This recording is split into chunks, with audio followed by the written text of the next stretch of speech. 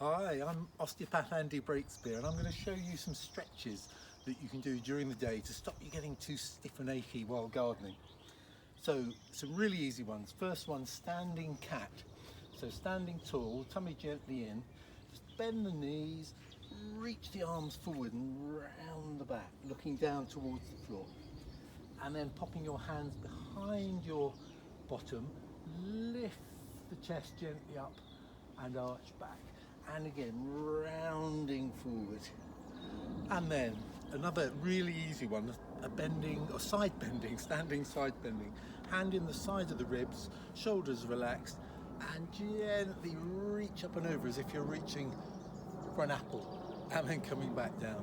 And again, gently up and over. You can swap sides. And then another really easy one. Hand on the chest, little breath in, keep the pelvis steady and just gently twist round to one side and then coming back. You can even, as you twist round, gently reach out and then swap sides. One hand on the hip, one hand on the chest, gently twist, coming back, twist and reach, and then back. Then carry on with some more digging or planting, and then stop every half an hour or so just to do the stretches again. Really easy. You'll be way less achy when you finish your gardening. And you won't end up with a locked back, will you? Oh, no, that's Rachel filming. Exactly, avoid that locking in the back. See you soon. Bye-bye.